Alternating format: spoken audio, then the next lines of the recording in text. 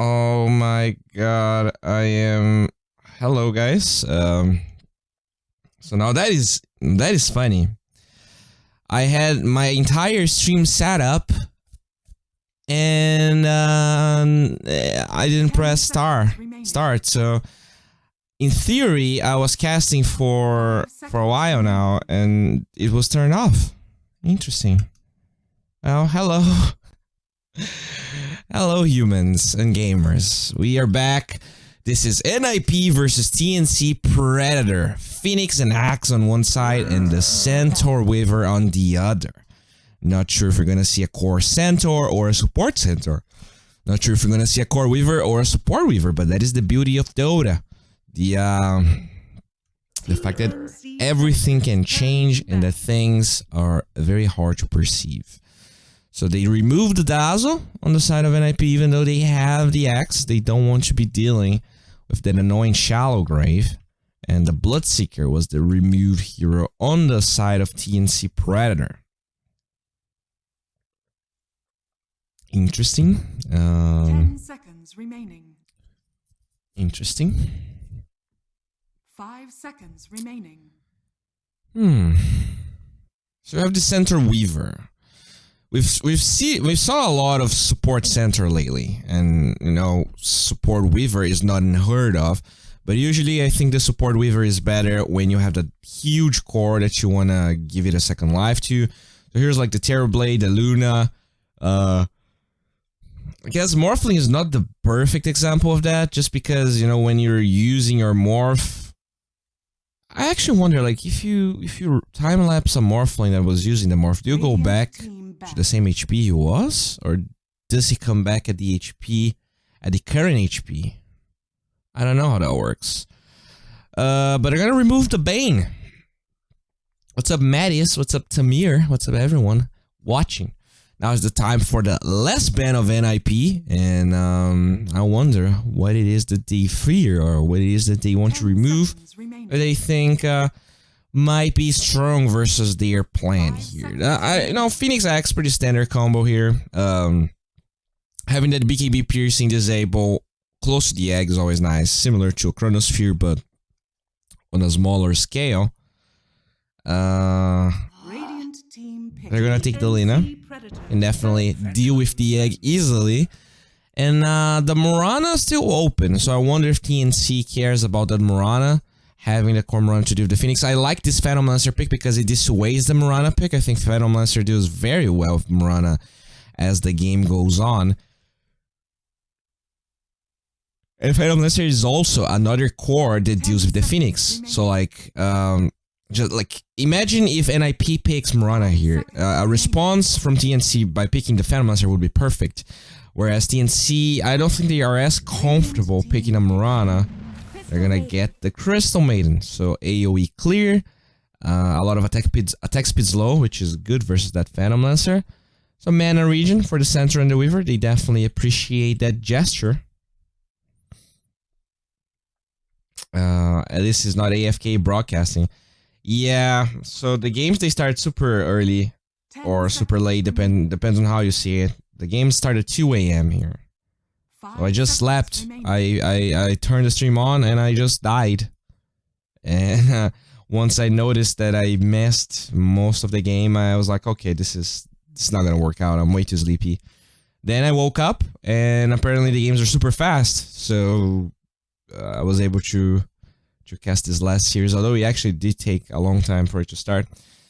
Anyways, going back to the draft here, it's NIP's time to pick their 4th hero. So they already have this Phantom Lancer. I think the Phoenix most likely is a 5. The Axe, we're not sure whether this is going to be a position 4 or 3. But this pick is most likely going to enlighten us on that subject. So if this is a position 3 Axe, they do like a force, a support 4. I would like to see maybe an Earth Spirit. I'm not sure if NIP plays the Earth Spirit, but I think it's very solid versus the Centaur and the Weaver and the Crystal Maiden. What's up, Ethereum K? How are you doing? 480p. I'm sorry. The quality should be higher though. Oh, do you mean that we have quality? You can change the quality so you're happy about it. So NIP, what are you picking here? They are going with the Ogre. GPM talent, Bloodlust, something that TNC. I mean, that could be position 3 center, position 1 Weaver, and they could still pick the Ogre to deal with the Phoenix. So by stealing the Ogre, you're again reducing the chance the TNC Predator can actually deal with that Phoenix. And the response is going to be the Spectre. So, okay. The Spectre is a good pick because she is an agility carry that scales that doesn't really care that much about the Blade Mail Axe. So the Spectre can just farm the map freely, doesn't really have to worry that much about the axe missing. 10 seconds remaining. Which is always a good thing to have. 5 seconds. It's also a hero that can take the Battle Hunger out in lane easily versus that hero. And ideally, I mean, it can scale as much as the Phantom Lancer.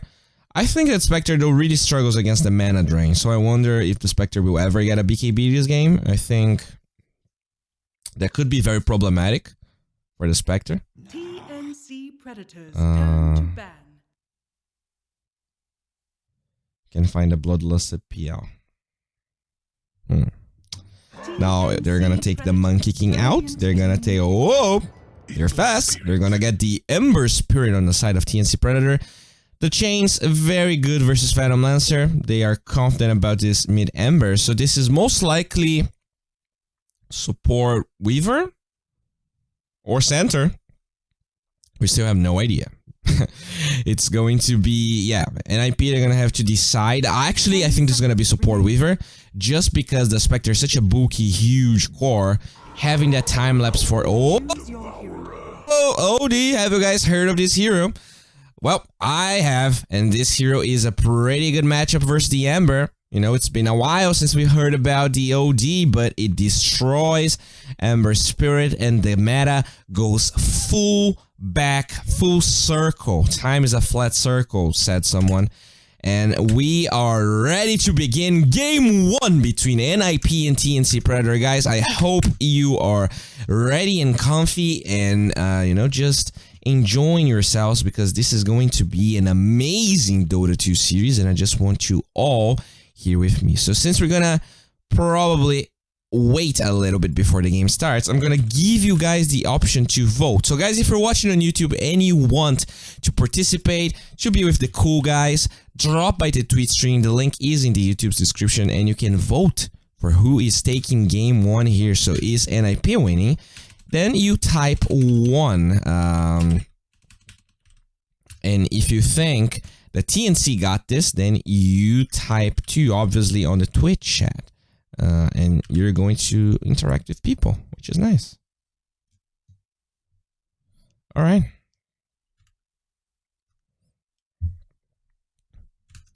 Okie dokie. So we are ready to roll. The game is on the way. Yeah, it's kind of a bummer. I actually had the stream running for about 40 minutes, and I was not streaming. So it was literally just running things, and I could see it. Alright, everyone. Game 1 between NIP and TNC Predator. We don't really have a lot of viewers because I'm dumb and I slept. But we have the best viewers, and let's just get it going right here, right now. Alright, so... Alright. So middle lane, it looks like the OD already goes for the early ward. It looks like our Mal might be spotted here. Oh. So it looks like maybe he was trying to fake a ward. He just comes here, he even backpacks the Tango. But there was no ward, so I wonder if Fada was not quick with his little fingers, if he actually noticed that. I actually never noticed that OD has 319 move speed. That is a lot. 30 seconds to battle. Thanks for streaming. TNC totally got outdrafted. I wouldn't say totally outdrafted, but I think this Ember is gonna suffer, and I think this Ember is not the win condition, but is what sets up the win condition, which is forming that Spectre. So we're gonna have to see if Gabby is going to impress us with his Spectre, and I have to say I was impressed with his Spectre. He plays a pretty good one. So there you have it, guys. The game is about to start, and we already see Peter Pan here just booping Cuckoo a little bit to be sure that the oh, even commits the Fire Blast here. Interesting, you don't see Fire Blast level 1 very often, but yeah, Cuckoo's gonna get booped, and it's going to be a position 3 Weaver and not a 4 Weaver. Tim's is actually playing that Centaur. I wonder if he's ever going to transition to that Aghanim Scepter we were talking about, or if he's just going to play, you know, carry normal Weaver with, I don't know, like a Spirit Vessel and maybe a Diffusal Blade. Oh, Armel. He's going to be Astroed here, and he actually takes the entire Flame Guard out, right? This is 100 damage, and the Flame Guard is 80. So, kind of a... I guess he forces the Astro, which means there's not gonna be the Arcane Orbs early, but even then, it means that there's not a lot of pressure coming from Armel. Ninja Boogie will eat his way through the trees right there, and it looks like this early game here is kind of chaotic. Gabby out of the lane, I think he was maybe purchasing this stick, so no Quelling Blade for him. He's gonna struggle a little bit to get CS. Spectre doesn't have a lot of base damage. Farah actually learns the Essence Aura level 2, so no Arcane Orb just now, and if he goes for that build, then the Ember's not gonna struggle that much. And they did nerf the Arcane Orb build a little bit, so I think you cannot be as greedy as you used to be in the past. So that is why he ended up going for that Astro level 1 anyways. Armel, level 2, still holding on to a skill point. Can he get this CS? Yes, he can. And for now, this is a 4-5 versus a 5-5. Pretty even matchup. Alright. Look at that, the Ember doing some pretty good work. Now, Saxa just throwing those Fire Spirits here. No way. Oh, Fire Blast. What's up, Captain Spooked Skeleton? How are you doing? Oh, the double edge, the hoof stomp. That's First Blood, the Ogre. Kind of what a weird First Blood. He was just there, suddenly he's dead, and there is a lot of lockdown. That is one of the beauties of the support center, right? Having that hoof stomp, 2-second stun. It does cost a lot of mana, but with the mangoes nowadays, it doesn't matter that much. And the double edge, like, which support actually offers 275 damage at level 2 with such a low cooldown, right? This is 13, this is 5-second double edge, such a low cooldown. It just allows that hero to pressure quite a bit. And especially when you also have a carry that has a stun or a slow. In this case, Phantom Lancer having that Spirit Lance. Now Tim's will try and bait that hoof stomp. Just clapping his hoof, so mind control, just committing the counter helixes there. Gabby will be forced away, unfortunately. Alright. Crystal Maiden walking to the mid lane, and this is a smoke gank rotation, so can they actually get a kill here? Armel has some decent amount of mana. We already see Fada with the first point in Arcane Orb. With that second in Essence Aura, they're gonna commit the Astro over here, and Ninja Boogie slowly but surely crawling up to that middle lane. And now this is 14 seconds with no Astro. This should be a good opportunity for Armel, and this could be the first time. Oh, actually, not really sure. So maybe they're waiting for the Astro again. Okay. Actually, not an... Oh, there you have it. That is the opportunity. They commit the Astro, and Fada, you are going to get munched down by... Oh, maybe not those Arcane Orbs. They add up. The Fire Spirit slow is enough. They turn it around, and now Ninja Boogie is being chased by the fire, but he has that... Oh no, that's so unfortunate. The last right click from the Ember getting slowed down by the Fire Spirits. And they were able... Oh, nice call here onto Gabby. For now, not enough damage onto Mind Control. But it looks like Mind Control having a pretty good lane here. 23-5 versus the 11-1 from Gabby. So this is not a good laning stage. And look at the difference. Even the Ember being behind the OD. The only hero on the dire side that's actually having a great lane is this Cuckoo Weaver that is ahead of the PL, but actually tied to the PL, by the way. Alright. Spirit Lance flying out. It looks like Ace is already level 3 with a magic stick, wants to finish his Aquila someday. And Fada already level 5. Still only 1 point in the Arcane Orb, not committing that much. You need the Essence Aura, after all they did nerf that Arcane Orb quite a bit. And now we are starting to get close to the Bounty Room timings here. Let's see who is speaking that Bounty Room. Thames just zoning Peter Pan completely, and this is going to be 2 runes on the side of the Dire, but on the top side we do see NIP grabbing 2, so that is a 2 for 2 trade. Alright. Now RML. In terms of CS here, 12 and 12, that's pretty decent, but 21 denies for the OD, that is double the denies from RML. And RML's denies are already pretty impressive, but 21? This is some dandy level of denies right there. Now Fada will eat a little mango, just wants to be sure he has the Astral Imprisonment to disengage in case RML starts being pesky here, but yeah. No, Ace gets double edged by Tim's, but not much follow-up there. Oh, Tim's trying to find the courier there. He's not gonna find it, but Cuckoo might be able to find it. The double attack, and that is the courier from NIP just falling in this. You know, even though they are having some CS advantage in lane, mind control specifically, as well as the OD, some weird plays coming out by NIP. They will commit the Battle Hunger here. Gabby trying to disengage this using that Spectral Dagger, and they will finally commit a TP from that team Centaur, allowing Gabby to feel safe, and he will now commit a Salve, it looks like. Alright. What's the time in Brazil? It's about 9 AM, I think. Oh, Fada, already level 6, actually doesn't have that Sanity's Eclipse, will just commit for the Intelligence still of that Arcane Orb. The top lane, kind of a slow game, but Mind Control finally acquires that Cullen Blade, so you have to be careful about what you do. Armel slowly getting closer to level 6, so that there might be kill potential on the OD once the level 6 is up. You just need to be careful so that he doesn't dodge the damage with the Astral, because that could be very scary. Is Vanguard good first item for Spectre? Sometimes. I think Piao is a good game, is a good example of a hero. Piao, you know, damage block is very effective versus Piao.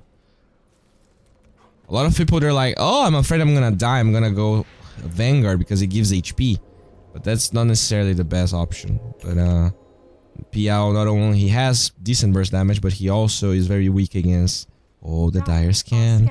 Looking, and they will get a glimpse of it. No, they are retreating. There you have it. The scan is gonna be on point. Can they actually find Fada? We do have the Fire Remnant. They really want to get this one, and they will get the hoof stomp. They will get the damage. Okay, the Astro may be buying time, but they do have that Fire Remnant. Can they get Fada? Yes, they can. The 3-man rotation does work finally, and it looks like he is going to pay the price. In the top lane, though, Gabby finally pops that salve we're talking about, but they really want to find this Spectre. The call and the creeps, the damage is going to be on point, and the Cullen Blade is ruthless. Mind Control just gets it done, and it looks like Ninja Boogie might be next. They save that Icarus dive, they get Vision of you, Crystal Maiden. That Arcana is not gonna save you. They do TP the Ember though. Can they stop this? Tims with the rotation as well. Pog Champ, oh god, they're gonna get the hoof stomp, they're gonna get that Flame Guard damage, and it looks like Mind Control is gonna get munched down.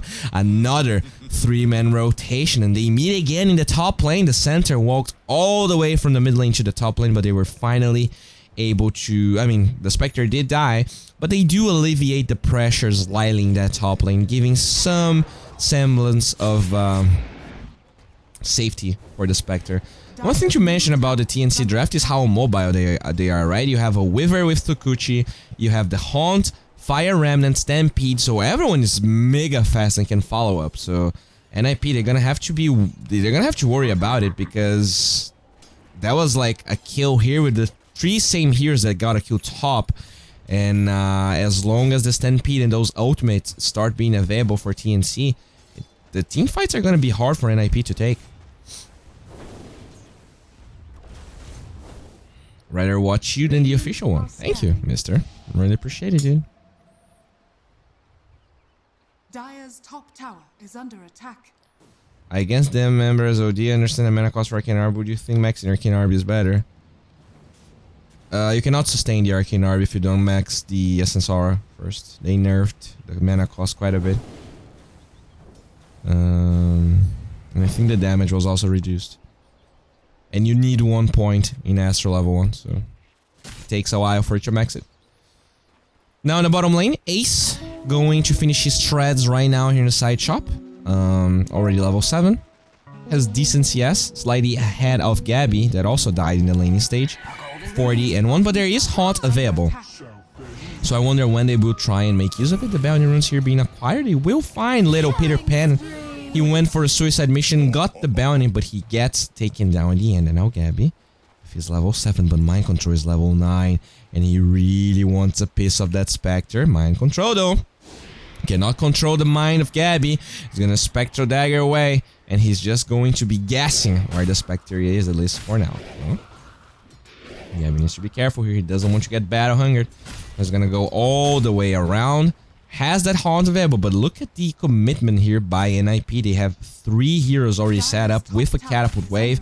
It looks like Gabby is gonna be completely taken out of the lane, and this tower is gonna fall with no reactions whatsoever from TNC. In the bottom lane, they are trying to do the same. They will commit the Sukuchi here, but Saksa, he has that egg. He will commit the Icarus Dive. They do not get vision of the Phoenix, and the Burb will just commit those Fire Spears. It looks like the tower did fall. I wonder if NIP will do the same, or if they'll try and send a hero here to defend. The Glyph's gonna be here. Oh, they will send the first hero, and it's the Axe, Tims. I think you might be in huge trouble, sir. They will get the Hoof Stomp here with that double edge, and our Armel shows up level 8. Let's see if they have the burst damage. The call's gonna be there on point. Armel though, trying to deal as much damage as possible. There is a Vanguard here, but that doesn't really help against the Flame Guard damage. They will try and set up for the tower. The Fire Remnant looking for Mind Control, but Fada is already here, and it looks like the Sleight of Fist was committed. The Honto, they had that option, and they really want to find his Mind Control here. The Sukuchi looking for the Axe. Can they get the damage? It's pretty tanky. Oh, that setting. This Eclipse just destroyed both Tims and Gabby, but Armel, he will come back with a Fire Remnant, and they do find Fada. They want to find more. Phoenix solo, the bugs are there, but the Icarus Dive just allowing Saksa to completely and fully disengage. The Frostbite though onto Mind Control, he gets a double call. The Weaver gets munched down. So much worse damage onto that Mind Control Axe, already level 10. Look at that bad boy, 5.6k, and they might find another one. Ninja Boogie, can you actually get out of Peter Pan and Ogre hands? And it looks like he's gonna be fine. Double damage. Oh, hello. Looks like no Ignite here for the Ogre McGee. Just going for the Bloodless Fire Blast. And now we do see Ace with a double damage here. This could be scary for the Spectre. Only 2 points in the Dispersion. And there you have it. With that annoying Phantom Rush. You could break the trees with your W, but actually doesn't go for it. And at the same time, the Ogre ends up dying here for Cuckoo in the bottom lane.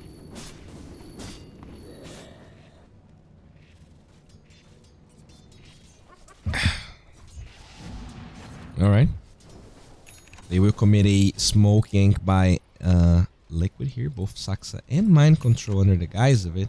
Tims has that Stampede available. They will get the call. It looks like he is most likely that there is no way he's gonna be able to deal against that annoying.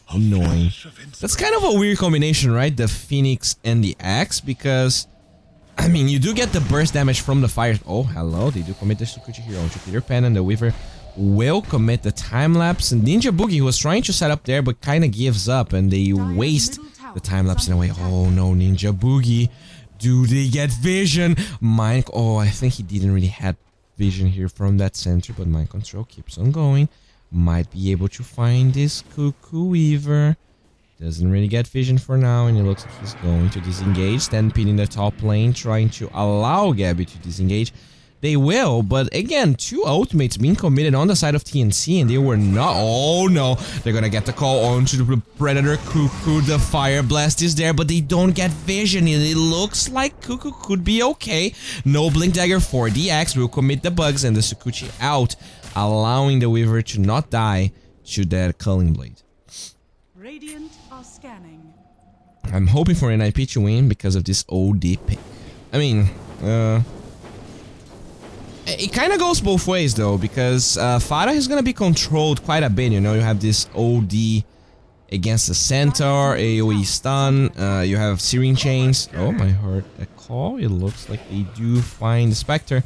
But as we talked about, the Spectre is a good pick here because it's not going to die so easily to Mind Control's hands. But the problem is that Mind Control is just, you know, as it doesn't matter if you don't get the kill as long as you find a Cullen Blade. The Sunray is there and Mind Control just gets it done. So yeah, Armel, we got a bounty rune. We'll fire Remnant back to the lane. So in terms of net worth here, the Ember is actually ahead of the OD. I guess the lane, this matchup changed a little bit after the nerfs to OD. Yeah, you can pick OD, but it's not like this is the perfect OD game. But at the same time, you know, having a hero like Spectre that is tanky, that is when the OD is strong. Like, let's say they ended up going for the Aghanim Scepter build on TNC. And you revive the Spectre, but she already has like -40 intelligence. Then you give the OD the chance to get +40 again, and the Sanity's Eclipse is gonna be insane. Even without the Sanity's Eclipse, the OD is gonna be super strong. So the OD used to be very good in lane versus the Ember, but there's also this synergy of how tanky heroes sometimes struggle very hard. Okay, they're gonna find that center, but they do go with the rotation here. TNC, they're gonna get the Frostbite onto the Rio Ace. He's trying to get out, but there is Searing Chains onto him. He tries to commit the Phantom Rush towards Ninja Boogie, but they find that kill, and it's a dominating streak for Armel. He keeps on chasing. Doesn't go for Mind Control, though. Pretty tanky boy with 1.8k HP. The Weaver TP's in the lane. Peter Pennon almost gets the Fire Blast out. They really want to find this tower. They have the Fire Spirits. The Bugs, though, will be committed, and Cuckoo needs to be careful. There's no sentry here, but what if there is? You gotta be careful. The Glyph is gonna be committed, and we do see a rotation coming from TNC. They want to defend this tower. Can they do it? Ninja Boogie doesn't have that freezing field, but it looks like the tower, the catapult falls, and there's no real means for Radiant to actually get it done. Alright. So bottom lane teams, he's going for a Blink Dagger, and he's already super close. I'm surprised. It didn't feel like he had that much of an impact, but I guess he was just not buying many support items, just farming lane when he can. 29 CS. But this is gonna be a reasonably fast Blink Dagger for that center. They do see the Weaver forming around. Oh, the call not exactly on point, so Cuckoo is going to be fine farming this ancient stack over here. The tower did fall, and they keep on trying to look for that little bug. The Prowler. Cuckoo, don't be greedy. We'll get the Prowler. Alright, bottom lane, the center. We'll clear up the wave, and that is pretty much his Blink Dagger done. Just needs to wait a little bit. 30 gold, and the Blink Dagger is going to be available for him. In terms of items, how are we doing here? We do have a Dragonlance onto the Weaver, the Spectre with Treads. Aquila going for a straight up Radiance, it looks like. For now, at least. Ember going for that standard Maelstrom, the one, the bottle. Center, very close to the Blink Dagger as we already talked about, and a Crystal Maiden. OD has a 4-staff going for a straight up BKB, so we used to see, you know, greedier ODs with Blink, Hurricane Pike, BKBs, or sometimes even, you know, like Midas or Drums, but he's going straight up 4-staff, doesn't want to be locked down by those Searing Chains, and if he is locked down, he wants to be able to move around so that the Hoof Stomp doesn't land. The Axe with a Blade Mail, but as we talked about, the only hero I think he can kill with that Blade Mail is maybe the Weaver, because she actually has a decent amount of DPS. Unless the Ember has Flame Guard, and even if the Flame Guard, you're going to reflect the same amount of, the same type of damage, so you're going to have the mitigation from the Flame Guard, and the Spectre super tanky. The smoke breaks. Oh no, the Centaur, Tim's God, with that smoke break, but now he needs to disengage. He cannot blink out because of that fire from the Phoenix, but the Stampede, even then, that was such an important smoke gank by NIP. They just wanted to utilize that Blade Mail, but they do not find the kill that they wanted, and they don't have the greatest push, right? So if they don't find the kill, they can really pressure this tower. I mean, they can pressure the tower, but taking the tower is going to be hard, and as we talked about, it looks like they find a kill onto the Weaver. Mind Control with that Blade Mail, even though Tim's was there to break the smoke. The TP, I think, from the Axe to the bottom lane ends up finding the poor Weaver.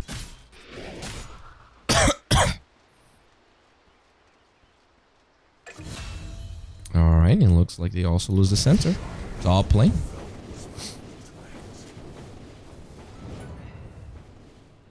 Would a Battle Fury on Ember be good here against PL? Yeah, it's good, but it's also super greedy.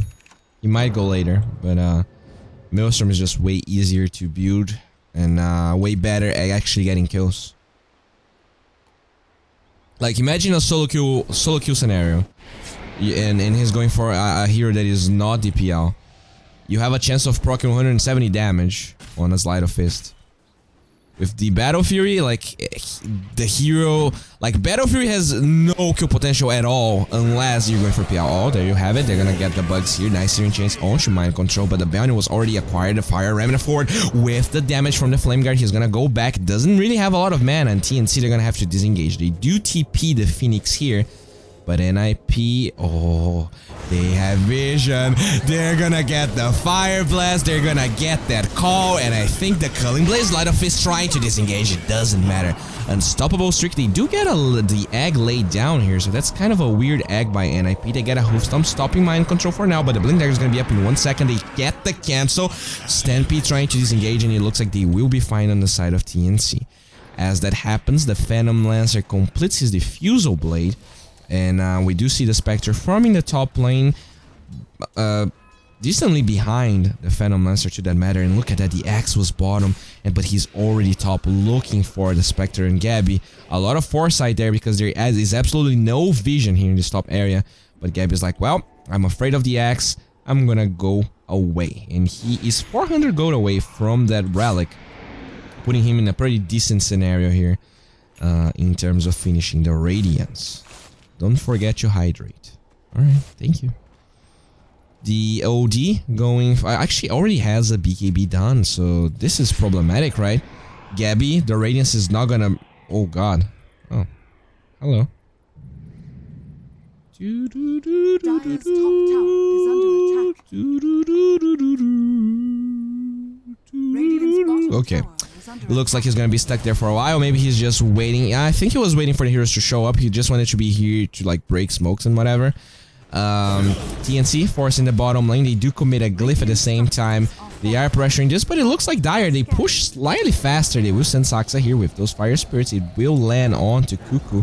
Can they actually go for this? They don't really have vision, but if Tim's is feeling bold, he could go for it. Nah, he's not gonna go. And this is a tower down already here in the top lane for TNC. They lose their first tier 2 of the game. A lot of pressure there by NIP, and they can go for it just because they have their item timings. The Hood and the Diffusal Blade already up onto the Phantom Lancer. EX with the Blink Blade Mail. So those two cores are super strong right now, whereas, oh, speaking of those two cores, it looks like Ninja Boogie is gonna be taken down, and they will posture for another tower. Speaking of Spectre, the Relic is already done, but they still need about 1000 gold. And because of it, oh, Cuckoo with a double damage, you need to be so careful around that axe. If he gets the jump on you, that double damage is gonna shred the Weaver to pieces.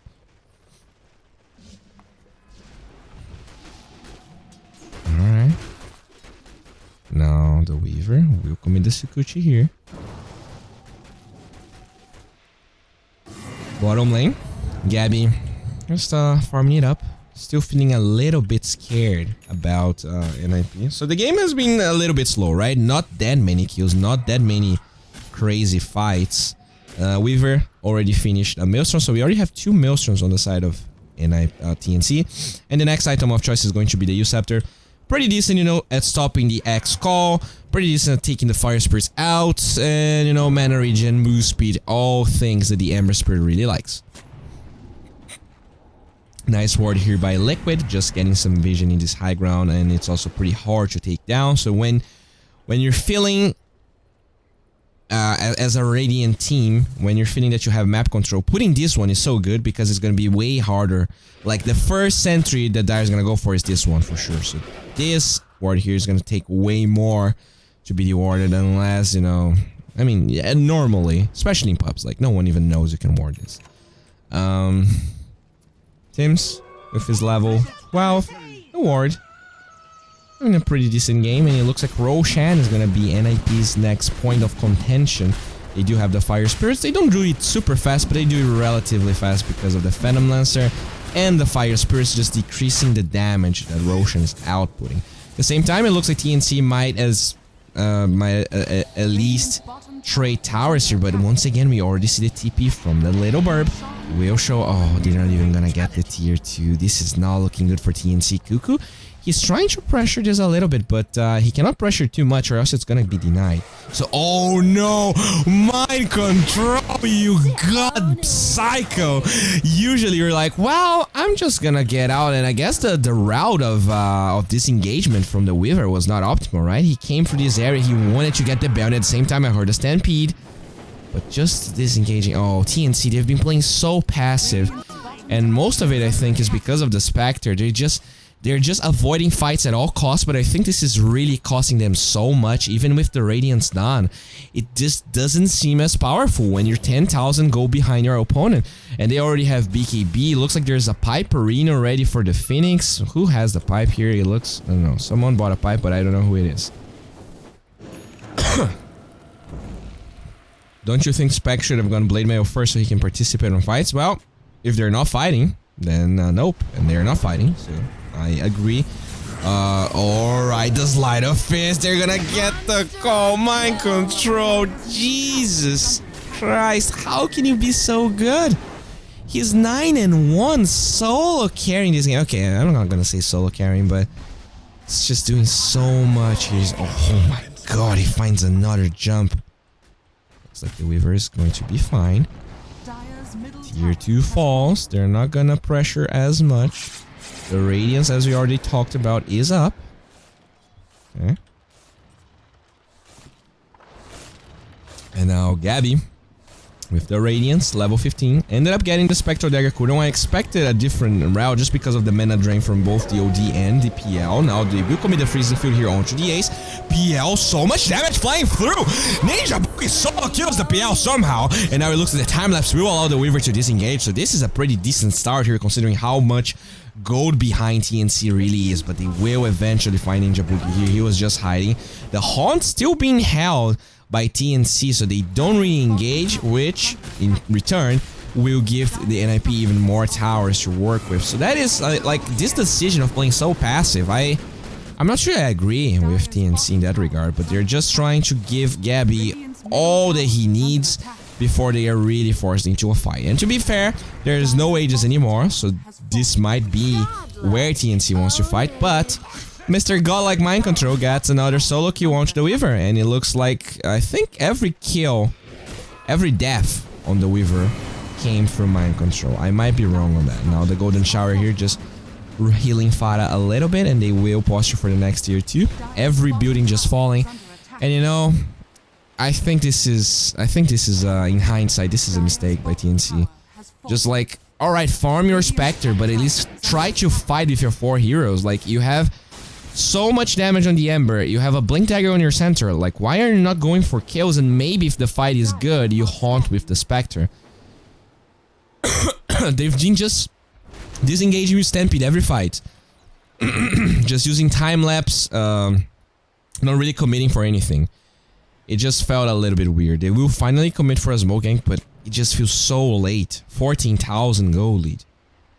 This is not gonna look good. And they have a BKB and a 4-step on the OD. There is no way that he cannot disengage. In fact, he's pretty close to a side of Vice. This is looking so hard for TNC, but maybe if they can get the Hoofstomp, they really need the Hoofstomp. That is the only way they find this kill. The Hoofstomp is gonna be there. Where is the follow-up damage? The Haunt, there you have it. That is the only way they find that one, and they will find it. But the Weaver dies again. Oh my god, this time it was actually Peter Pannon that found the kill, but the X was definitely involved. Now they do send the X to stop playing the Frostbite, holding him in place, as well as the Searing Chains. They will TP Gabby out, and it looks like, oh, nicely done, they will retreat with both heroes. So, okay, they finally make a dent. But when you lose your Weaver as well, it's not gonna look as good. Even when they are 14,000 gold behind, the fact that they traded a 1 for a 3 didn't really put them ahead in terms of net worth. In fact, it puts them behind because Ace just solo killed the center here. Alright, so I don't think you have to ban Axe if you want to play Spectre. I just think that the problem is they didn't have last pick, and they were forced in 2 lanes. Like, the Spectre is not gonna outfarm. Oh, it looks like there's a fight brewing up here. Bottom lane. It looks like they get a frostbite. No, there's an ice cream called Crystal Maiden, and it just gets eaten pretty fast by an IP. Oh, guard. Oh my god, mind control. There's no way you're not getting this kill without controlling Weaver's mind, and that is just a beyond godlike streak. 11-1, and this is just, gosh. Alright, so in terms of net worth here, the Axe is ahead of the OD. The Axe is ahead of every core on the dire side. The Axe has more net worth than a Spectre. This is fairly rare to see, but that is just a thing of beauty, you know? That mind control Axe just owning this game so hard. Pipe, Crimson Guard, Blink, Blade Mail. Jesus. Oh, what about the side of eyes on the OD? Still not ready, but it's fairly close, so the Spectre needs to be careful. And indeed, Gabby will disengage, but once these creeps are farmed, Fada will have that side of eyes at his disposal. So first you clear the wave to be sure it's not gonna get scouted out, and maybe you go for a smoke after it ends. I think that is a good course of action for NIP. We still need about 1 minute and 40 seconds for Roshan.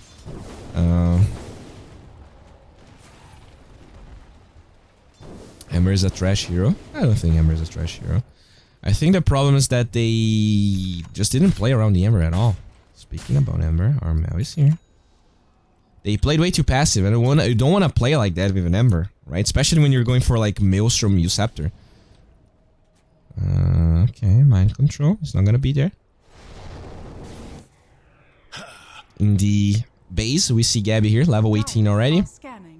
Radiance Yasha, it looks like he already has the Manta recipe, but still needs about 1000 gold to finish that item. Let's check everyone's items, in fact. Ogre McGee here with his items. The Phantom Lancer going for the heart after the Manta. The Phoenix with a gem already. It looks like the Axe has a lot of items. And the OD with that side of eyes we were talking about. The side of the Dire, Crystal Maiden has drums. The center going for a Negative Scepter, but still needs about 2000 gold. Ember wants to finish a Lincoln Sphere against that side of eyes, but they have bigger problems. They have base problems here. The Spectral Dagger being committed, but Gabby, you gotta be so careful here. You don't have that level 20 talent, so you don't really have a lot of HP to work with, especially with that Blade Mail from the Axe just destroying you. Weaver going for a BKB, looks like, after the Maelstrom. Alright, so the game is tense. The gold advantage, you know, doesn't look great for TNC, I gotta say that. And the win probability is on the 90% tier here, which is definitely not great for TNC. But maybe, you know, if that Aghanim Scepter gets completed, maybe they can actually bait NIPN. That Blade Mail call is not gonna be as effective, that Side of Vice is not gonna be as effective. And then you just wear them down with your Radiance, with your Ember damage. For now though, it doesn't look like it's working as well.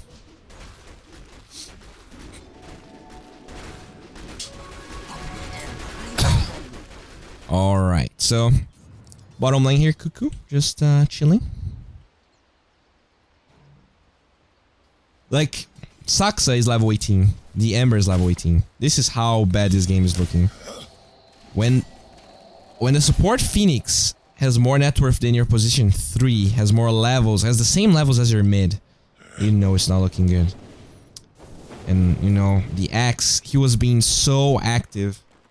I guess that is one of the difference. I think that, you know, TNC, they try to go for this, oh, are we playing support center or support Weaver? We're gonna confuse you. Well, that was like, well, that is good in concept. But then, when you're forced to play a core Weaver versus a core Axe, you can clearly see the difference of impact that the heroes have, right? The Axe has this, like, incredible laning stage, and he has this incredible lockdown, and you just kept finding kills after kills after kills. Whereas Cuckoo, you know, he can split push, you can fight a little bit, but I don't know, it just didn't feel as impactful. And it looks like TNC, they are done waiting. They want to pop this smoke and find a kill. This could be the end or the beginning of a new chapter in this game. So we're going to have to be tense, guys. Hold on to your butts because we might see a Pog fight right now, and there is an arcane orb onto this OD. Monka Giga the smoke. They're gonna break the something's gonna be there. They do find a jump onto the ogre, but the BKB onto Saksa being popped straight away. Fada just looking for those arcane orbs. The time lapse away, but look at that side of eyes. This is a dead Cuckoo Byunga like streak for the X, and now the Armel Ember will be forced to remnant away, and you just see the sheer difference in net worth between the teams. They find the jump, but the quick BKB from that OD never allowing all searing chains. You cannot go for this bounty, Mr. Armel. In fact, you have to get the hell out of this lane or else you're gonna be munched down as well. And this is 1 rune for TNC, but 3 bounties for NIP, and the gold advantage just keeps on increasing. And this is a oh my god, that is a dead Ember.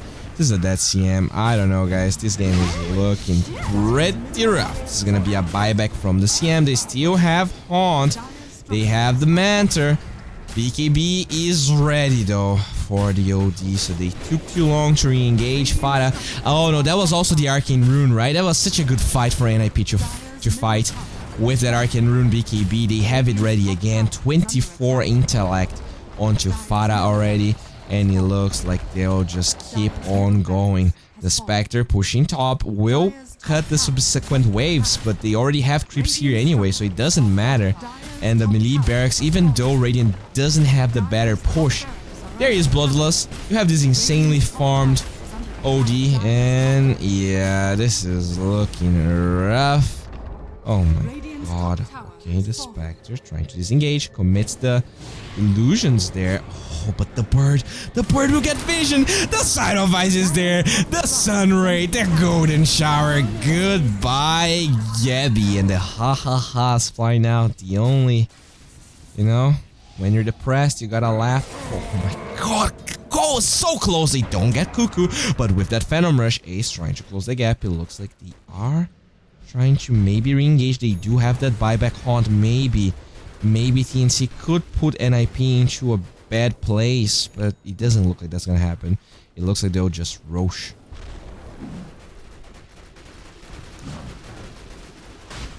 Alright, so Roshan's slowly being chipped away. The bugs, I'm not sure they're gonna reach the Roshan pit. They will, in fact, and that is reducing the armor, so they're pretty happy. They're like, oh, thanks, that's a free medallion. They hope some onto the X, but they don't have the burst damage. There's no way they have the burst damage searing chains, but with that side of eyes, Armel, you more like arm dead. Oh, no, that's not even a good joke. I mean, this game is just I mean, they don't want to give up, but it's just looking so rough for TNC. I mean, it was looking okay, but then in the mid-game, they just stopped fighting. They completely stopped fighting. Fada just completed a BKB, and it was like, well, we cannot jump the OD, so let's not fight anyone else. And that's how I felt the game ended up panning out for TNC. Alright. Ninja Boogie. Be careful, sir. It looks like they'll just push mid and go straight up bottom. They don't need to push the bottom lane. They are ready to rumble here. 22 seconds with no Ember, 9 seconds with no Viver, and it looks like they'll just march forward. Ace. So Performed has a Heart and a Scotty. Peter Pan with his own drums. Mr. Fada here with the Hurricane Pike Blink has all the items necessary to make that OD look amazing. And yeah, it's just a slow way down here. Oh my god. Slide of Fist, Searing Chains onto the Axe, the bugs, zoning NIP to the right side. Oh no, the jump, the BKB, Fada, you monster. That is a dead Weaver, and now they do commit the Searing Chains. Nice Uceptor here, dodging the call from Mind Control, but it looks like the Crystal Maiden doesn't have the best end of that trade, and now the Fire Remnant. Oh wait, they will finally commit that Haunt, but the Fire Blast, the Manta out. It looks like Gabby is trying to disengage here. Can they actually get the jump? Of course they can. The GG flies out. TNC get demolished. This was a 39-minute game, so maybe it doesn't look that way. But after the 15-minute mark, this was the NIP show all the way. And yeah, game 1 going towards NIP, but I am very excited to see what TNC is doing next. They are hungry to win, I heard.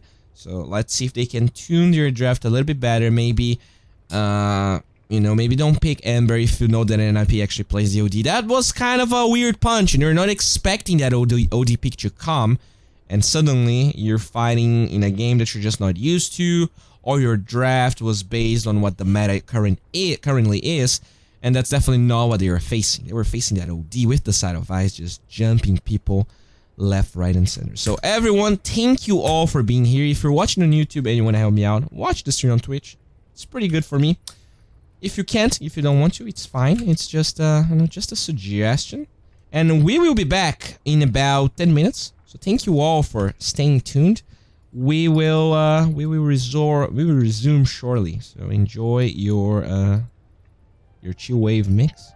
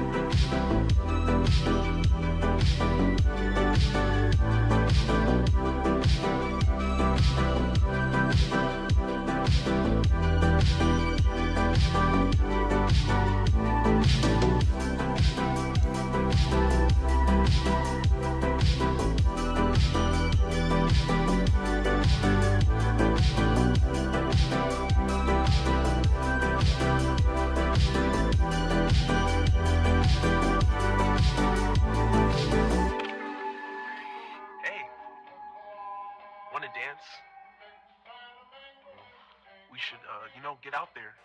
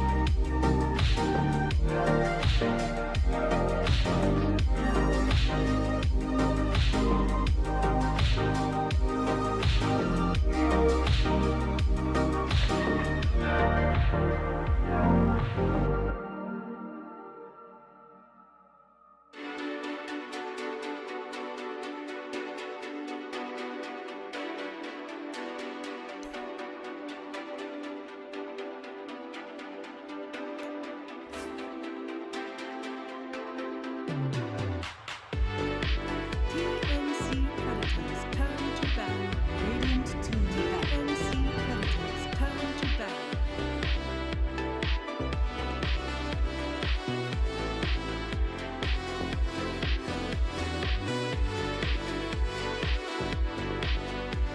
Radiant team back.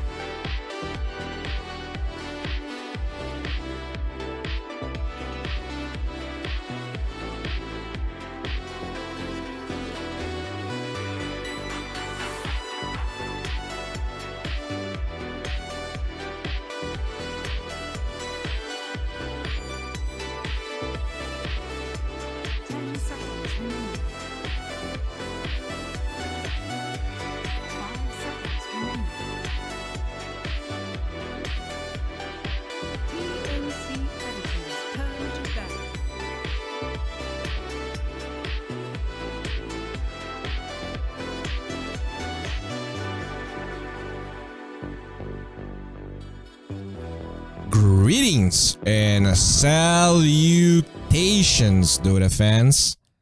Hope you guys are having a good day because we are about to begin the draft of NIP versus TNC Game 2. 5 seconds remaining. And that's it. NIP, they took Game 1. It was the mind control show all the way. His axe was doing so much. And let's see what will TNC change, or if they will change anything at all. They do take that axe out. So at least in that regard, we're not going to be seeing the axe once again. But the Firebird gets removed by NIP too. So it looks like we're going to have different heroes already. The Phoenix and the axe being taken down will open up a space for new heroes for a different take on a battle between these two teams. Alright, so thank you all for being here. Really appreciate you guys. I also apologize. I was supposed to cast the entire day today. The thing is that the games, they start at 2 a.m. in Brazil. So that was like super late. So I set up the stream and I ended up falling asleep. And when I woke up, I was like, okay, this doesn't make any sense. So I actually slept, woke up, and it looks like it was a 2-0. It was pretty fast, but at the same time, there was this huge downtime because the games were too fast. Anyways, I actually ended up being able to cast this series. I'm very glad I have the opportunity to do so, but I also apologize if you were expecting me to cast the other games. It's just, you know, casting in Brazil for Malaysian. Wait, I'm not even sure if it's Malaysia, but you know, the time zones are awful for me. So I apologize. Anyways, thank you all for being here. The center will be grabbed by NIP. So we're not going to have that support center on Thames this time. But maybe we're going to have the support Tony. Because that is exactly what TNC already snatched. And they're going to have a chance to pick another hero. Weaver is still in the pool. They did opt for the Cuckoo Weaver in the last time. And maybe without that X, the Weaver might have a better shot at actually having an impact. In this game, there doesn't seem to be any Weaver counters for now, but they're gonna go with the Morana. The Bane already taken out, but no, the Avalanche Toss into an arrow is always a good combination to have.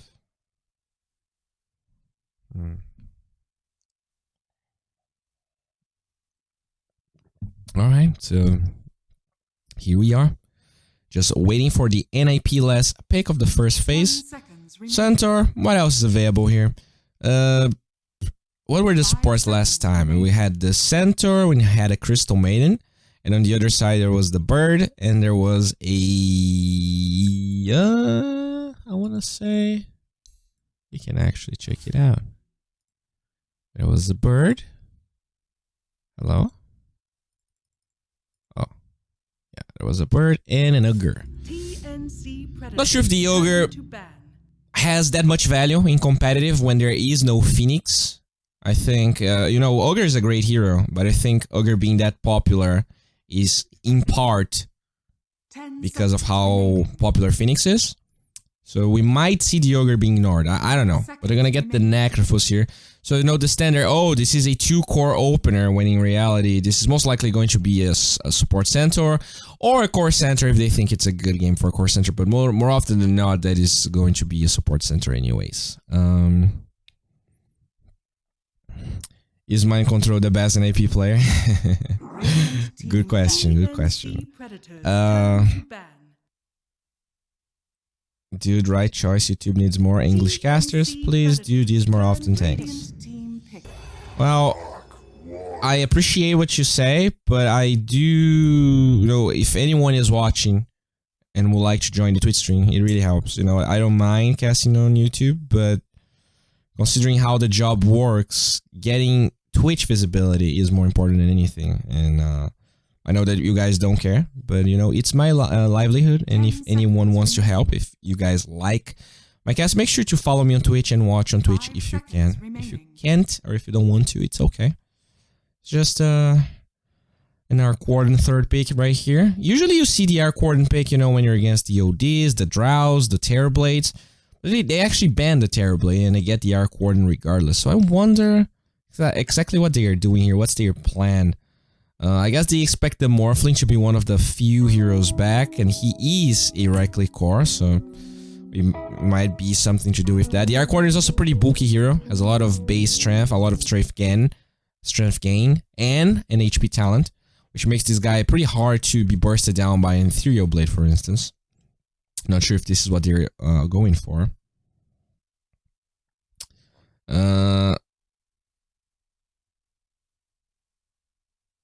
Alright. Bowie, are you gay? No, I'm not. Now, NIP, they will pick the Nature's Prophet. Huh. And is this a support Nature's Prophet or not? I don't know. They're gonna respond with the Winter Wyvern, so very fast response right there. That Winter's Curse, not necessarily super good here, but the Splinter Blast really deals well with the Nature's Prophet. Having anti-push against that hero is important, and I like that they select the Wyvern. I don't care, we are still human at the end of the day. Oh, there's this whole philosophical debate going on YouTube here. Very interesting stuff if you guys are interested. But the Spectre is going to be the answer. So they have a lot of gap close, right? You have the Stampede, you have the Teleportation from the Nature's Prophet, as well as the Haunt from NIP. And that is what happens when you go for this greedy Arcwarden in the third pick. There's going to be a lot of answers.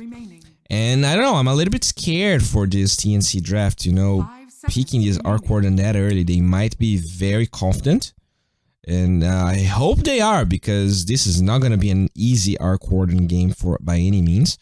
I assume this is going to be a tiny Winter Wyvern. The Morana pick definitely synergizes with that. Like, it was a good Wyvern pick here, because not only addresses the Nature's Prophet, it's also a good setup with that arrow. It's decent versus their heroes. Like, they don't really have any heroes that are gonna, like, literally kill the other one. But having the Wyvern, like, sometimes you see the Wyvern versus the Tiny. So, picking the Wyvern makes sure that the NIP is not gonna have that one. And Undying gets removed as the last. Radiant team TNC Predators turn. Alright, so we're gonna see a Weaver here. This is a this is a 5 carry draft right there by NIP. We have absolutely no way what's happening. I like support Weaver Inspector or Aghanim Scepter Weaver Inspector, so I would like to see this as a position 4 Weaver. With position 5 Nature's Prophet, Center, Spectre, Necrophos. But 10 seconds. not sure if this is what we're gonna see. On the side of TNC, they are waiting for the last pick here. Let's see what's gonna happen.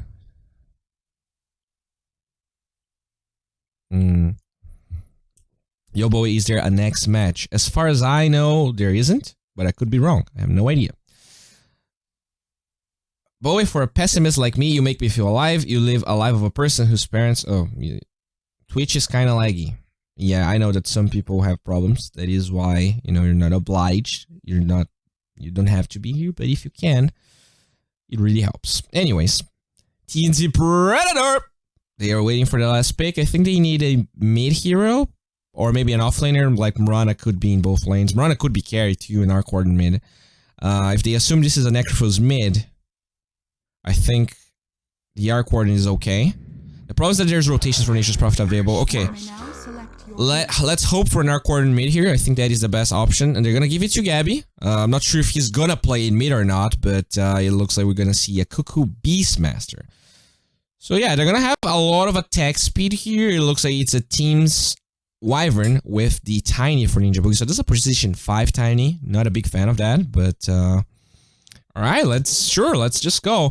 It is going to be Mind Control on the center and the PPD Nature's Prophet. I really agree with NIP's decisions here of how they put those heroes in the correct positions.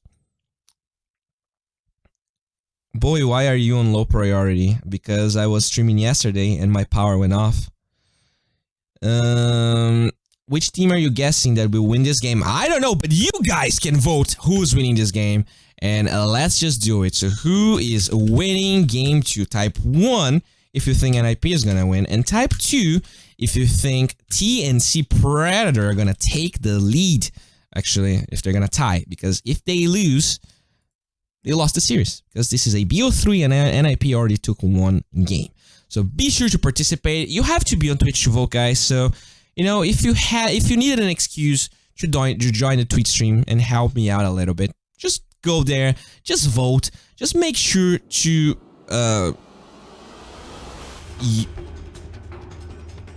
be a citizen. I wanted to make a democracy joke, but I don't know. I didn't slap too much. That is why I'm here. The reason that I didn't cast the first 2 games that I just died while I was waiting for the game to start. But yeah, let's just go. You know, I dream of the day that D2BOWIE is gonna be showing here. For now, though, we don't have that option. You're gonna have to be here. I'm not in the lobby, but I'm gonna do my best to give you an entertaining and beautiful stream. It looks like NIP is 7-3 here, so 70% of the people watching think that they have the upper hand. And let's see if they are right. Let's see if they're right, or if this is just some Western bias. Okay, so we see a tiny Mirana lane here in the top lane, or Mal playing that hero. It looks like the Arc Warden is going to be mid. I really agree with this. I think Gabby playing the mid Arc Warden is going to be a good matchup versus the Necrophos. And now, what else do we have? The off lane is going to be the Beastmaster from Cuckoo with that Winter Wyvern, having the Splinter Blast pretty good versus the Treants. One of the few range heroes that actually deal well with them. Now Peter Pan with Ace's Spectre. A lot of region there. In the off lane, Saxa with the little bug paired up with Mind Control's Centaur. Alright, ladies and gentlemen, this is game 2 between TNC and NIP, and it looks like we're gonna start with a lot of booping right there. Ninja Boogie making sure to use that tree grab to deal pretty much half of the center's HP, already forcing a tango. So nice, good trade right there. In the bottom lane, though, Cuckoo trying to chase Peter Pan, but he's chased by those little treants, and he looks like the American player will find first blood, styling on to Cuckoo and Thames. No points actually learned, huh? Maybe he was not in position, but Cuckoo just going a little bit overboard there, chasing the Nature's Prophet. So not a good start for TNC already. In terms of last hits here, let's already prepare that one. And now the Sukuchi here from Saxa, just making sure to boop TNC a little bit. Alright. Looks like a Gabby here. Gonna be facing the Necrophos. Has Fairy Fire, going for an Aquila and another Wraith Band. Pretty standard build. The Arteezy build, or Thompson build. Arteezy did say that he was inspired by Thompson. And he ended up going for that build. And alright.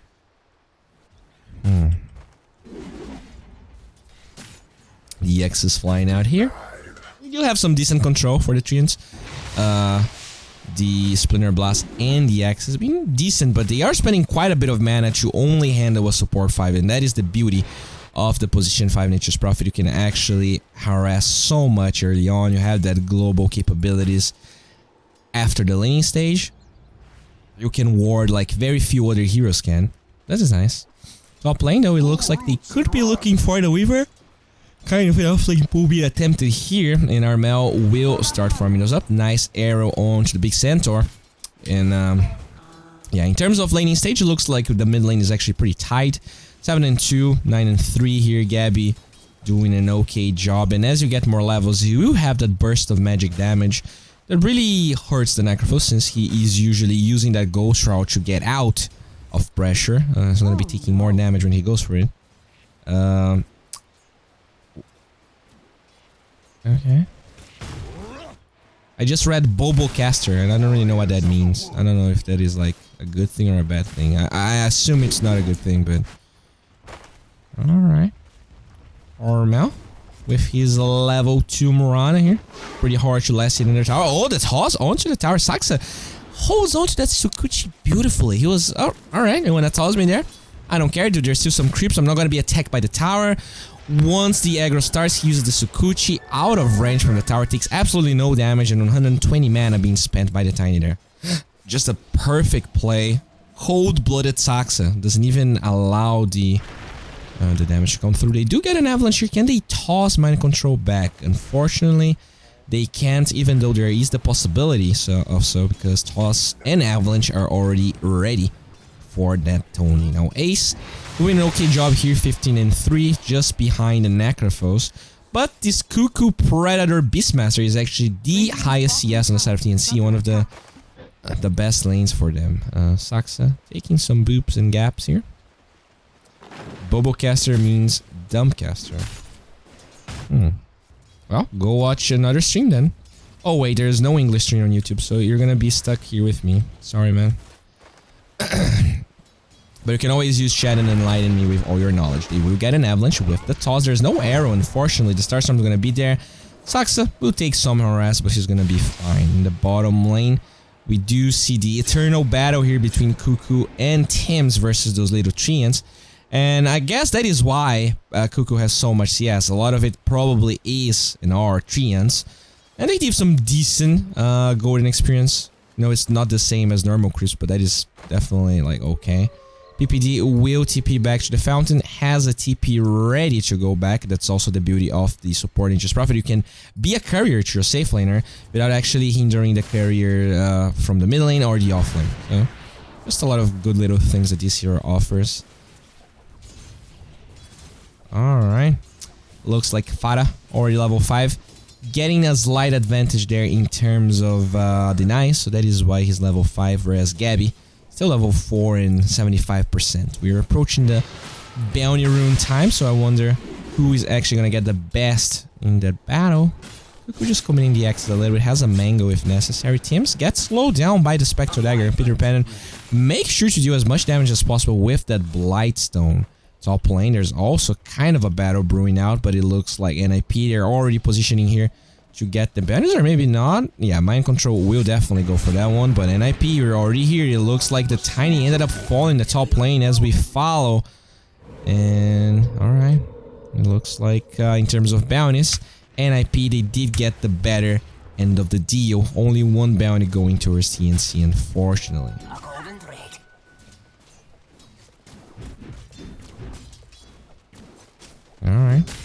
Mind Control. Level 3 with his Ring of Protection. Purchase on the side shop. Ninja Boogie actually TPs here to the mid lane. Ended up going for a ward, so that's kind of obvious, actually. Alright, can they actually get on top of Fada here? They will need the Avalanche with a toss back, but Fada pretty slippery right there, and it looks like the Tiny is going to give up onto that.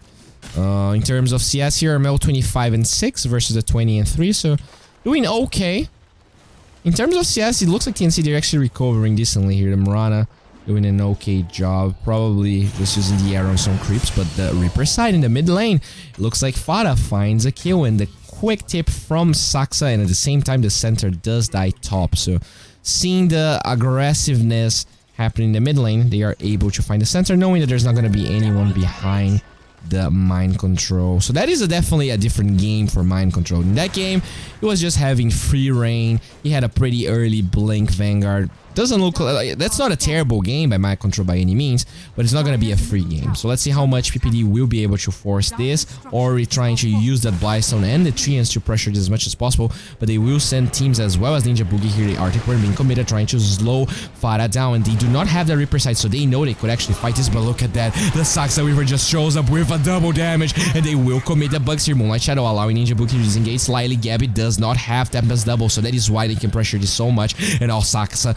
with the double damage. Gabby needs to be so careful, and the tower is just falling. There is no response from the Dire team. TNC won't be able to defend this, and this, look, if we can get the last hit, it's gonna be Fada. 42 and 14, gets the tower. Definitely not the start you want your Arc Warden to have. It's not like Arc Warden is having a terrible game, although it's definitely not great. But, you know, losing the tower already, that is just one of the many benefits of the Nature's Prophet that they did pick.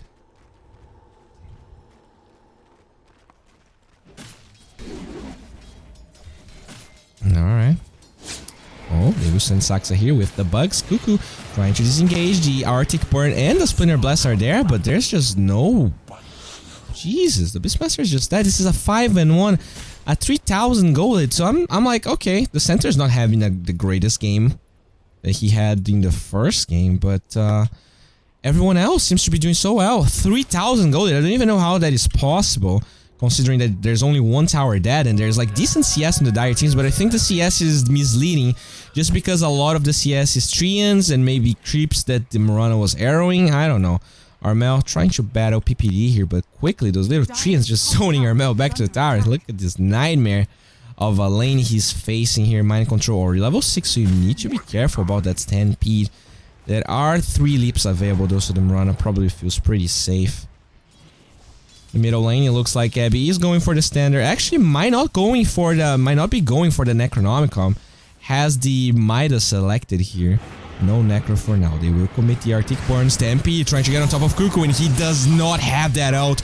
But Fada, he does have his, and this is going to be a quick Reaper side kill by them. Now Gabby, he's trying to bait. He is there, commits the... Oh no, the Sprout blocking Gabby. He will commit the Tempest double, but I'm not sure this is going to be enough. The Treants, oh my god, Gabby, they didn't knew about him hiding there, but the Sprout perfectly blocks his pathing, and this is going to be a dead Arc Warden, a 4,000 golded already for NIP. This is so costly for TNC, and they wouldn't be able to know. The Sprout was just perfectly positioned there by PPD, blocking his path, and they were trying to bait, but they got baited themselves. Radiant structures are fortified. Shadow. Alright. It looks like they lose Ninja Boogie as well. The Spectre just having the time of her life here. Treads, Aquila. Definitely a different game from that first, the Spectre, having a way better game. Fada, already 4.4k net worth. Everyone on the side of the Radiant actually ahead. Now they will try and engage here. Where is the damage coming? Armel with the double Starstorm, but definitely not enough. There's already a cloak here, but the Arrow Primal Roar will be enough, and they finally get a juicy kill here. That is 400 gold going towards the Armel's booty. Ace trying to battle Cuckoo here. The bounty was gonna be there. Cuckoo actually gets the bounty, and they will be able to disengage. So TNC, look at that though. They actually killed the Necrophos. They get the bounties, but that's still a 5,000 gold lead for Radiant. And they will also find poor little teams in the top lane with the Stampede, and the tower is most likely falling shortly.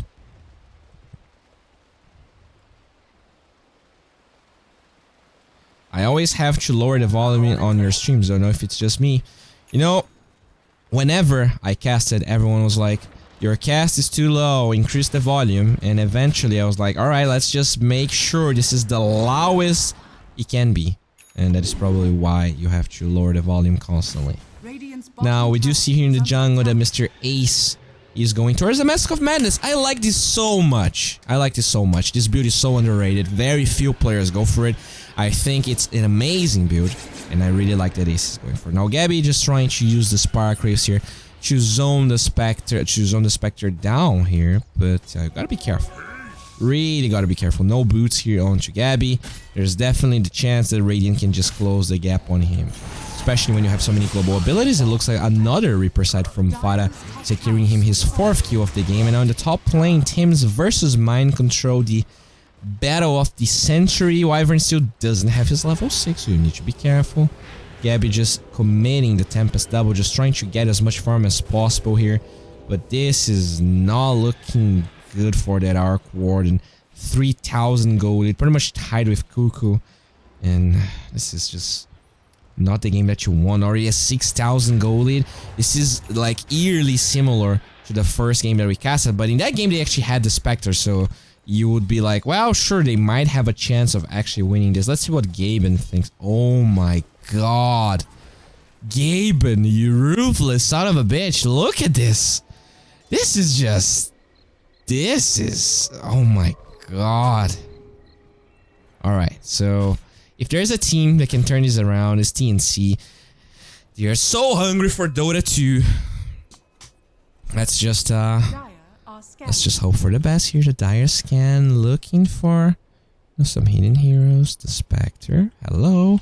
Armel's gonna be found by Ace. Saxa will commit the Sakuchi here, and now the Moonlight Shadow will allow Armel to finally disengage. But kind of an awkward engagement. Not really sure what he was doing there.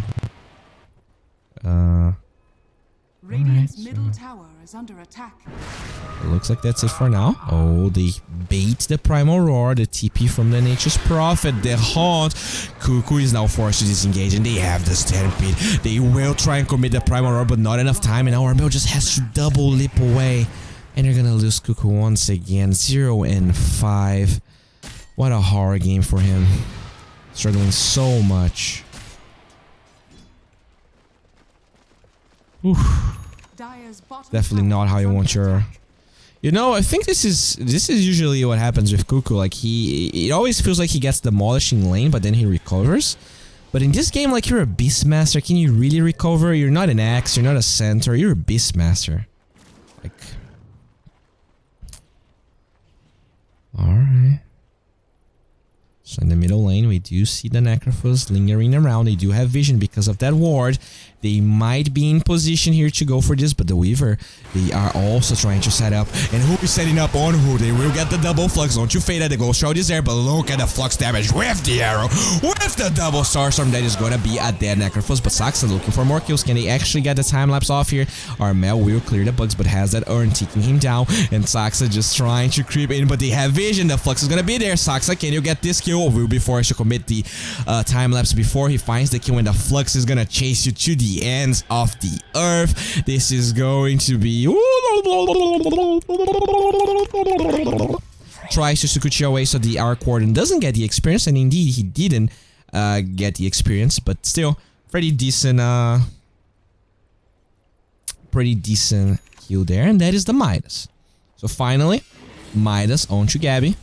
Will start accelerating, has a Tempest double in a couple of seconds here to commit the Hand of Midas. Ninja Boogie, already level 8. Going for... We don't really know what he's going for, but I assume it's going to be a Blink Dagger. Radiant structures are fortified. Alright. Double damage spawns in the top lane, and we will go to a Bounty Rune spawn very shortly. So let's see if TNC can at least trade 2 for 2. They do have Cuckoo in position, so it looks like this is going to be a 2 for 2. This will at least maintain the net worth at the same level. But, I don't know. Spectre seems such a hard counter to Arc Warden that when you're 5,000 gold ahead with the Spectre on your team, just farming freely, Oh no, is this going to be a Roshan attempt? Oh my god, the double damage Mask of Madness with the treants, with the minus armor. If they can just get Aegis for free here, this is not gonna be good for TNC. And they don't have the heroes around. They have everyone on the jungle of NIP, and Roshan is falling so rapidly. They have 4 heroes here at NIP. They're gonna get away with murder. Their Aegis will go towards Ace, and they're already trying to set up Gabby, but that is just a Tempest double. Can they get a good toss back?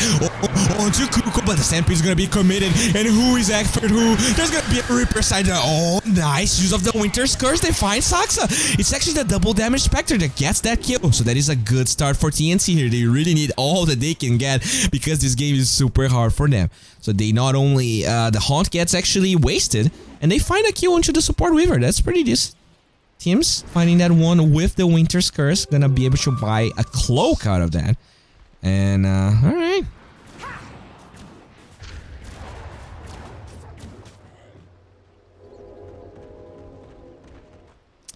It looks like Mind Control is under the guise of invisibility here. Has the Blink Dagger ready.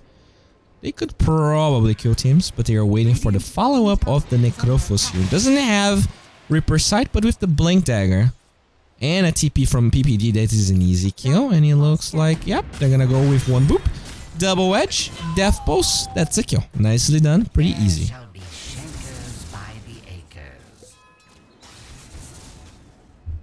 Alright, so Dire's top tower the is Tiny. under attack. Oh. Radiant's middle tower is under attack. Okay. Strange setup there, doesn't find anything, but this is probably going to be a tower for NIP. There is no indication. Oh, as I said, there's no indication that they're gonna defend.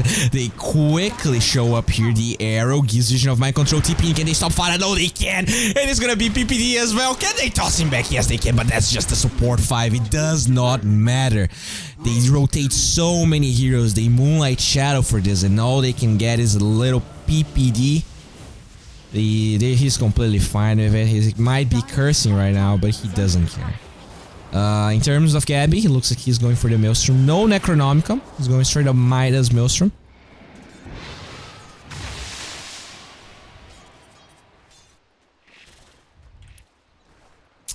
Saxa here, level 9 with his Urn, going for the Aghanim Scepter.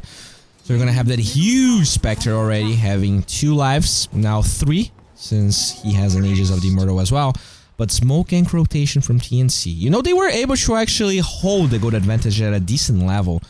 So if they can actually start getting pickoffs here and farm that Arc Warden, there might be a chance. Oh, Fada, the smoke breaks. They don't find Fada. Maybe they can find Mind Control, but with that Stampede, no, that's actually Haste Room. They will find the Stampede right now. They toss the Wyvern. Not really sure what they're doing. No, Tims is gonna be forced to Golden Embrace, but he's gonna be taken down anyways. The damage will come there eventually. The Splinter Blast is there. They're gonna lose the Marauder. They're gonna lose the Wyvern. They're gonna lose the Beastmaster. And this is just a disaster. If they actually had the Blink Dagger on the Tiny here, they would be able to jump Fada. Instead, they're forced to fight on this side, and they had the high ground on the side of NIP. So TNC, they lose so many heroes. They committed buy, but they committed cooldowns, and now this is going to be a tier 2 tower taken down so easily by NIP. The Aegis still up on the Spectre. The Manta is on the way, and their only hope is the Gabby Arc Warden that keeps on farming. Dire's bottom tower has fallen. Radiant's middle tower is All under right, attack. TP from Peter Pan here. Sneaky little ward. One of the many benefits of the Nature's Prophet support can go for those TPs way harder to scout those rotations. And Cuckoo, he is trying to farm here towards the Necronomicon, but the support Weaver almost as farmed as Cuckoo, so definitely not a great game for this offlane Beastmaster.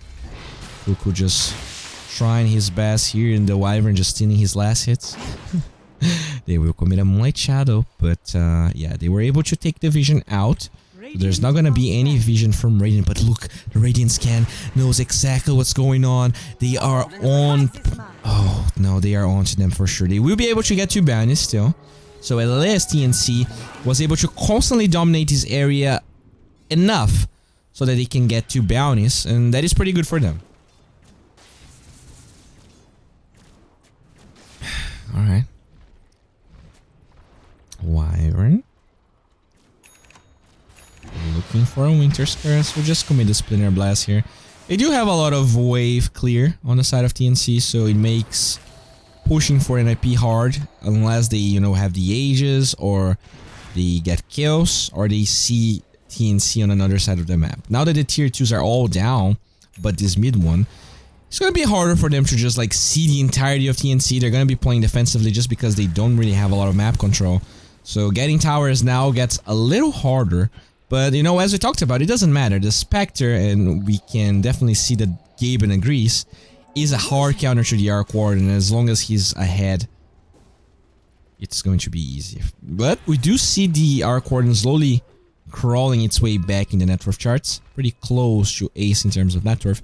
But you need to be like 50% ahead of the Spectre to actually stand a chance. The first item is going to be an Orchid, but the Manta is done on the Spectre. Is it really going to matter?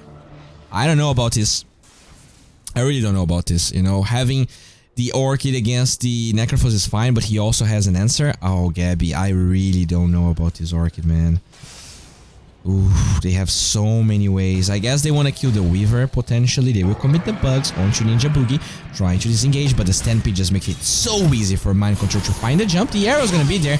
The Reaper side is unavoidable, and that is a killing spree for Feta. 8, 2, and 3. That is amazing for him. NIP will win this major. Maybe.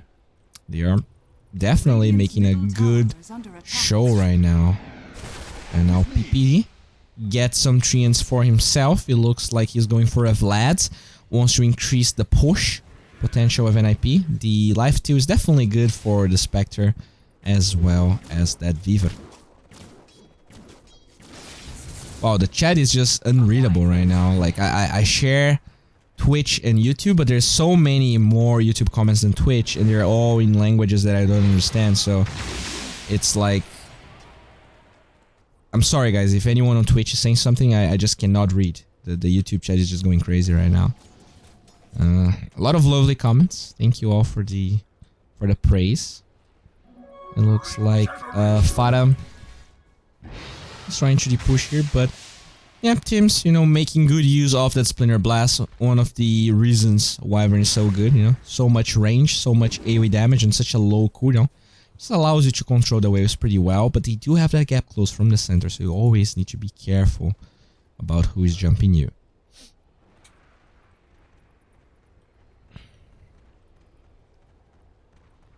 Alright. Ninja Boogie getting pretty close to the Blink Dagger. It took a while, 23 minutes. But he might be able to finish the item. Oh, the boop from Ninja Boogie. Another one. There you are. White Shadow. But they will commit the haunt. Do they have the detection? They'll use Scepter. Oh, they do get a good Winter's Curse here. Can Teams TP out? It looks like he will be able to. Armel also will be able to TP too. So pretty good prediction there. They actually Moonlight Shadow slightly before the Hound came, allowing TNC to get the Winter's Curse away and disengage. So, you know, 6,000 gold lead, still looking pretty bad in terms of win probability. But it looks like TNC, they're trying to hold the bleeding as well as they can. And they keep on forming that Arc Warden. He finally surpassed the Spectre here in terms of net worth. Just using that Hand of Midas. Has the Orchid Malevolence. But for now, I didn't really saw the Orchid being like useful, right? It doesn't really allow you to farm that well. The mana region is okay, but I don't know. It's kind of weird to me. We'll commit the Midas though. We'll keep on farming. The Travels seem to be the next item of choice. And now with the Travels, they might have the mobility to actually use the Orchid a little bit better. You know, you just TP to a creep wave where a fight's about to start. Similar to like what a Tinker would do. And then you try to follow up your allies' damage. With that Orchid, might be able to secure you a kill.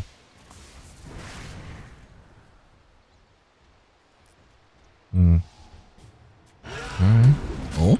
You do get a Primal Roar here with the Avalanche. Can they get the toss? No, Fata is way too tanky. The Reaper side though gets cancelled by the toss animation, but finally gets used. And Cuckoo, that is a dominating streak for Fata. And they try to jump the tankiest here. I mean, they have so many tanky heroes on the side of Radiant. Everyone is so tanky, and they're gonna lose 3 heroes. TNC maybe just overestimating their damage a little bit. And you know, Gabby was not there. He ended up going for this Orchid. I don't know about this Orchid, dude.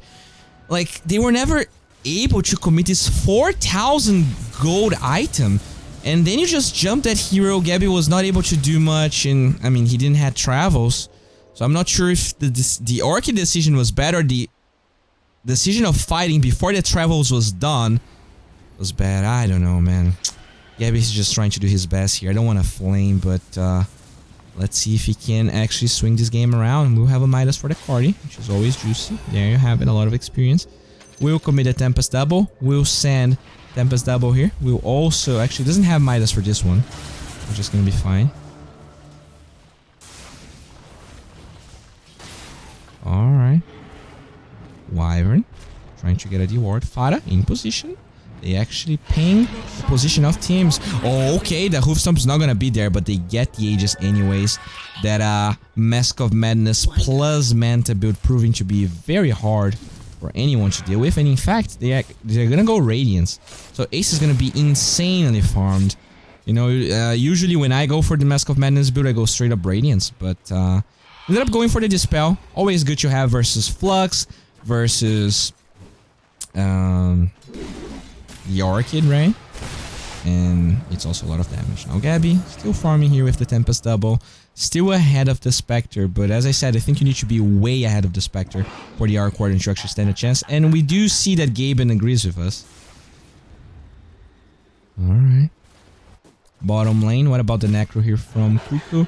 Still level 1. This is such a hard game for Cuckoo. Struggles so much. 0-7 and 3. Gabi forced to disengage here from the NIP heroes. And in terms of mobility, right, we already said they had a lot of mobility. Then you add a Blink Dagger on the center, a Blink Dagger on the Necrophos, and it just gets so hard for TNC to fight. It looks like every time they find someone alone, 4 heroes just show up randomly.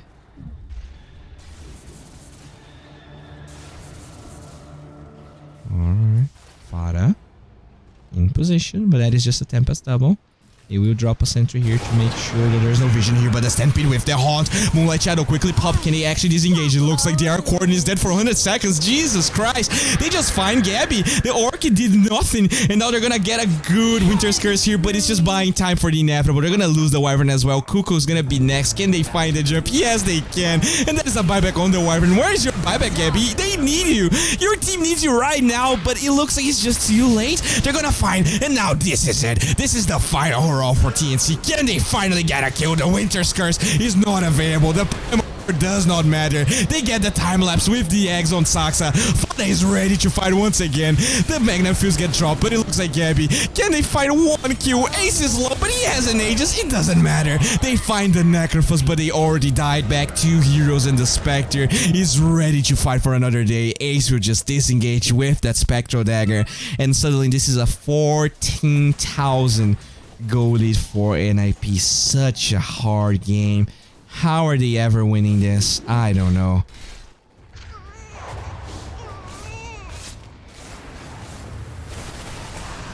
Alright, it looks like the tower will drop pretty fast here. They will disengage.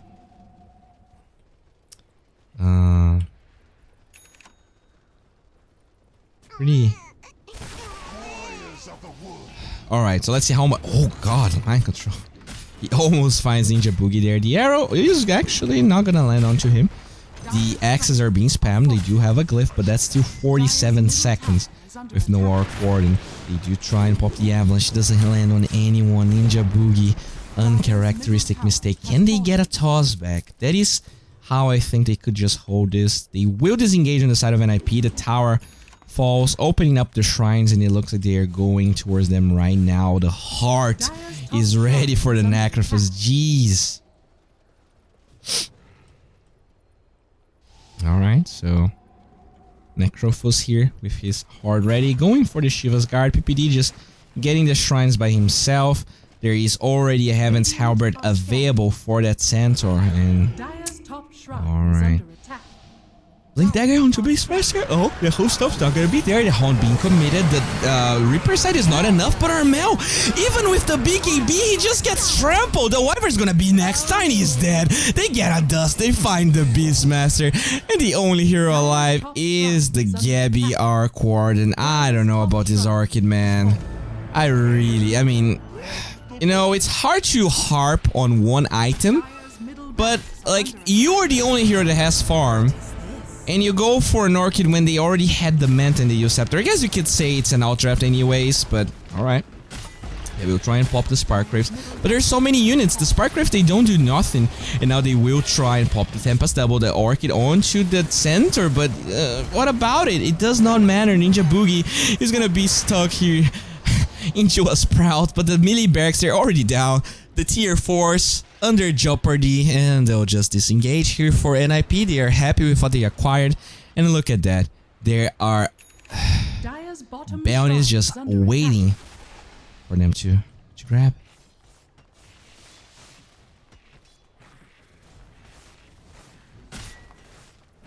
Okay. Looks like mind control already level 20 on his centaur. PPD TPing to get the bounty right there. Ninja Boogie has the blink dagger, but also felt like his presence was underwhelming, to say the least, in this game. We didn't saw the mind control show, but he was reliable. You know, he was there to get the hoof stomps when it was needed. I think he didn't die in the laning stage, or if he died, it was only once. And Armel forced to go for this early BKB. He didn't saw much of TNC at all, only 8 kills at all. Okay, so teams looking okay. We get a reward here. They will pop the stampede. The Arctic point is there. Can they find this kill? Of course they can. It's so easy for them. They have a gem on the center. They just munch the Wyvern. The Dire Courier gets taken out, and they are just crumbling here on the side of TNC. They're trying to go for plays, but it's so hard.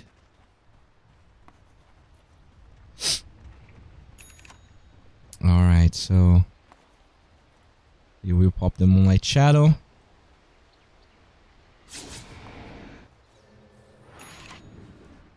Dude, PPD is ahead of Cuckoo. This is how hard this game is. I mean, Gaben is broke right now. He doesn't know what's happening.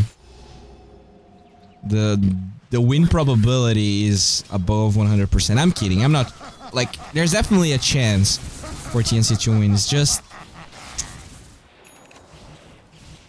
I think they need more time. They're going for this Mjolnir Nullifier. I like... For instance, the Nullifier is such a good item here. I mean, I don't know. I don't want to harp on the items anymore. Looks like they're gonna group up here. But look at that, NIP with a smoking. They're gonna get the real... Oh god, Marana. You are gone for 2 minutes. They're gonna hold Cuckoo in place. They're gonna get... Oh, nice. Winter's Curse there, but it just buys time. And they're gonna lose the Wyvern anyways. It looks like that's a dead Beastmaster. The blink away from Ninja Boogie, but how can they win this? The Tempest Devil is gonna get munched down. The tips all towards NIP. They're gonna lose the Tempest Double. And Mind Control is like, alright, let's just go for tier 4s, baby. Let's just go for it. Oh, man. Bottom lane of barracks being munched. They will find a range and a melee barracks with no problems whatsoever. The Uceptor holding Gabby. And there it is.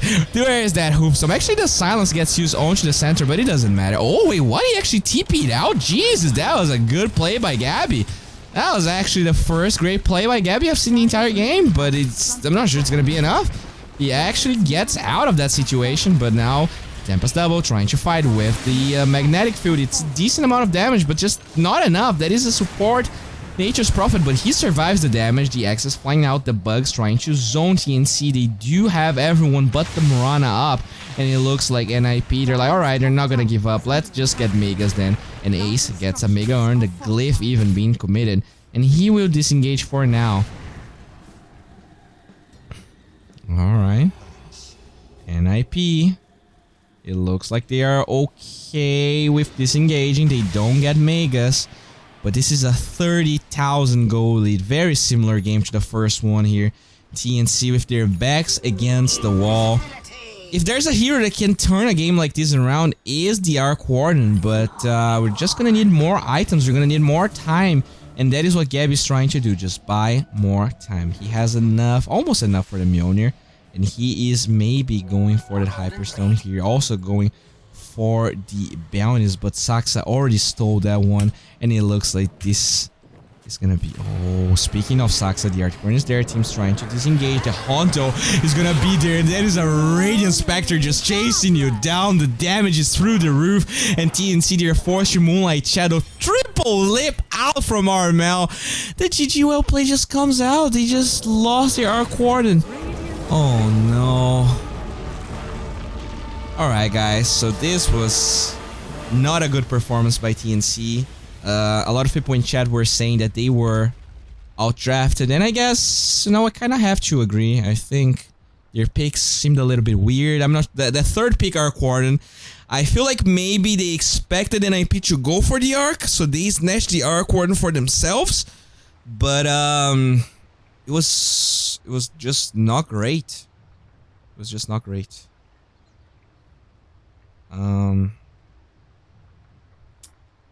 The heroes on the Radiant side, they were too tanky, very hard to bring down. Guys, thank you all for watching the stream. Really appreciate you being here. If you're watching on YouTube and you like my casting, make sure to follow me on Twitch. And yeah, I'm gonna be casting the next games as well.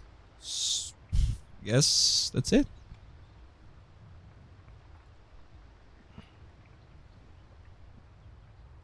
Jesus Christ, the YouTube chat is fucking disgusting. Alright guys, I'm gonna turn the stream off. Thank you all for being here, and goodbye. Have a